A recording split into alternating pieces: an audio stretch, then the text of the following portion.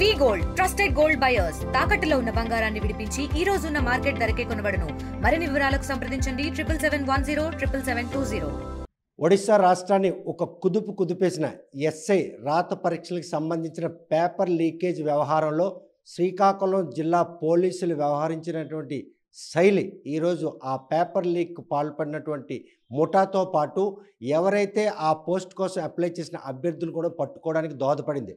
అసలు ఆ రాష్ట్రంలో జరిగినటువంటి ఎస్ఐ రాత పరీక్షల పేపర్ లీకేజ్ విషయంలో శ్రీకాకుళం పోలీసులు ఎలా ఎవరైతే లీకేజ్ పాల్పడిన నిర్వాహకుల్ని అభ్యర్థులను పట్టుకున్నారన్న విషయాన్ని ప్రస్తుతం శ్రీకాకుళం డిఎస్పీ వివేక్ మనతో ఉన్నారు. చూస్తే కనుక శ్రీకాకుళం పోలీసులు వ్యవహరించినటువంటి తీరు ఈరోజు ఒడిశాలో ఎస్ఐ ఎగ్జామ్కి సంబంధించిన పేపర్ లీకేజ్లో కీలక పాత్ర పోషించింది. అంటే సోమవారం మేమంతా ఒక ఇంపార్టెంట్ మీటింగ్లో ఉన్నామండి. ఇందులో ఎస్పీ గారికి వచ్చినటువంటి ఇన్ఫర్మేషన్ మేరకు మా ఎస్పీ శ్రీ కేవీ మహేశ్వర్ రెడ్డి ఐపీఎస్ గారు ఇమీడియట్గా పిలిచి ఒరిస్సా నుంచి 3 బస్సులు వస్తున్నాయని చెప్పి ఆ 3 బస్సులు ఇమీడియట్గా ఆపాలి అని చెప్పి నాకు ఇన్స్ట్రక్షన్ ఇవ్వడం అయింది.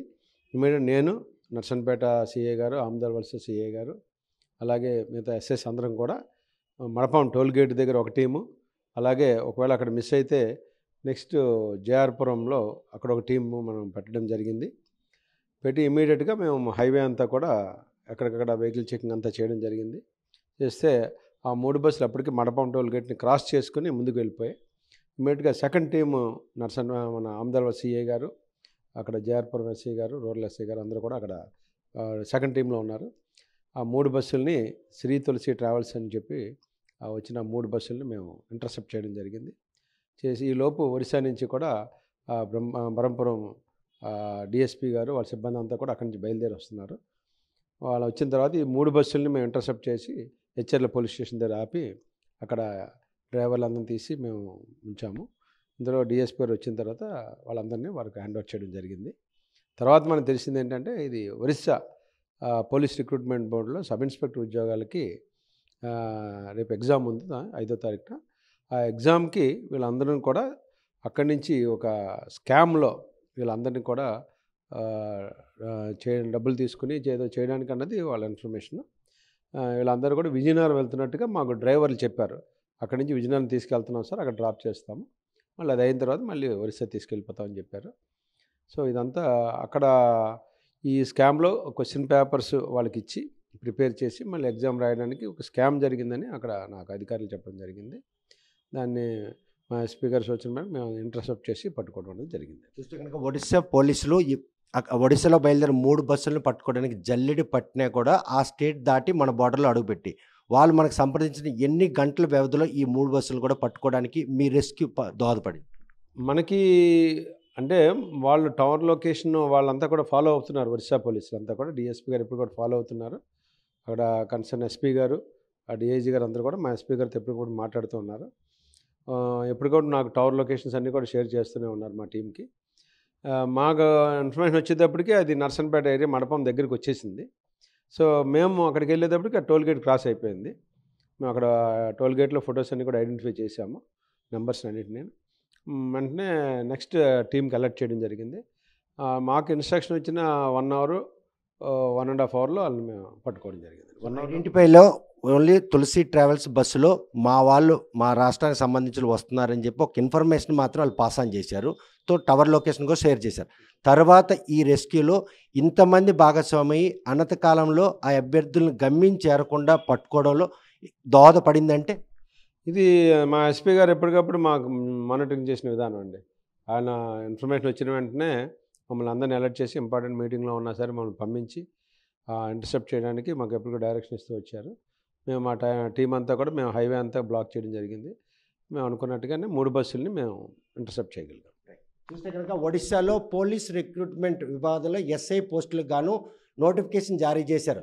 2 పర్యాయాలు పేపర్ లీకేజ్ విషయంలో వాయిదా పడినటువంటి ఈ ఎగ్జామ్ రేపు 5, 6 తేదీల్లో జరగాల్సి ఉంది. కాకపోతే ప్రతి అభ్యర్థి దగ్గర కూడాను ఏదైతే ఏజెన్సీకి ఈ పరీక్ష నిర్వహణ బాధ్యతలు అప్పచెప్పారో ఆ ఏజెన్సీలో ఉన్నటువంటి కొంతమంది మాత్రం ప్రతి అభ్యర్థి దగ్గర నుండి 30 లక్షల రూపాయలు నగదు తీసుకునేందుకు మాత్రం బేరం కుదుర్చుకున్నారు. మొదటగా ఎగ్జామ్ రాసేందుకు 15 లక్షలు, పోస్టింగ్ వచ్చిన తర్వాత 15 లక్షలు ఇవ్వాలని డిమాండ్ కూడా పెట్టారు. దీన్ని ఆకర్షితులైన మధ్య వందలాది మంది సుమారు 350 కోట్ల రూపాయలు స్కామ్ జరిగిందని, ఈ క్వశ్చన్ పేపర్ను మాత్రం విజయనగరంలోని ఒక మారు ప్రాంతానికి తీసుకెళ్లి ఈ 3 బస్సుల్లో 117 మందిని ఐడెంటిఫై చేశారు. అందులో 114 మంది మాత్రం పోలీస్ ఎస్ఐ పోస్టుకి మాత్రం దరఖాస్తు చేసుకున్న అభ్యర్థులుగా గుర్తించారు. ఈ 17 మందిని కూడాను బరంపురంలో ఉన్నటువంటి గొలంత్రా పోలీస్ స్టేషన్లో రిజిస్టర్ అయినటువంటి ఎఫ్ఐఆర్ ఆధారంగా ఈరోజు ఈ స్కామ్ నిర్వాహకులతో పాటు ఎవరైతే ఈ స్కామ్లో చిక్కుకున్నటువంటి అభ్యర్థులు కూడాను అరెస్ట్ చేయడం జరిగింది.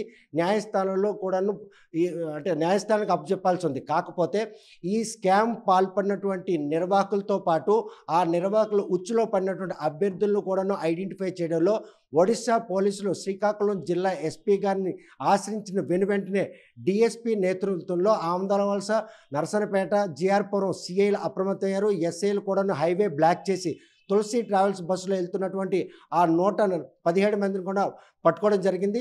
వారితో పాటు కూడా బస్సుకు సంబంధించిన సిబ్బంది కూడా లేకపోలేదు. కాకపోతే ఎట్టకేలకు ఒక 1 అవర్ పరిధిలోనే ఒడిశా సరిహద్దులు దాటి శ్రీకాకుళం 130 కిలోమీటర్లు ప్రయాణించి వచ్చిన ఆ 3 బస్సులను పట్టుకోవడంలో శ్రీకాకుళం పోలీసులు తీసుకున్న చొరవే ఒడిశాలో ఒక ఉలిక్కిపాటు గురి చేసినటువంటి ఈ పేపర్ లీకేజ్ స్కామ్ వెనుకున్నటువంటి నిర్వాహకులతో పాటు అభ్యర్థులు కూడా పట్టుకోవడంలో దోహదపడిన దాంట్లో ఎటువంటి అచ్చ లేదు. పొరుగు రాష్ట్రం ఒడిశాలో ఇప్పటికే సరిహద్దులోని గంజాయి అక్రమ రవాణా కూడా దోహదపడుతుంది. అదేవిధంగా ఈ రోజు మాత్రం శ్రీకాకుళం జిల్లా పోలీసులు చేసినటువంటి ఈ రెస్క్యూ మాత్రం ఒడిశాలో ఈ పెద్ద స్కామ్కు పాల్పడిన నిర్వహణలు పట్టుకోవడంలో ఎంతగా దోహదపడిన దాంట్లో ఎటువంటి ఆసక్తి లేదు. వీడియో జర్నలిస్ట్ రామకృష్ణతో సత్యం, ఆర్టీవీ శ్రీకాకుళం. తెలుగులో న్యూస్ కి ఫాస్టెస్ట్ యాప్ ఇప్పుడు టోటల్లీ న్యూ అవతార్లో జస్ట్ 5 సెకండ్స్ లో కంప్లీట్ న్యూస్. సోషల్ మీడియాలో ట్రెండ్స్ కి వన్ స్టాప్ సొల్యూషన్.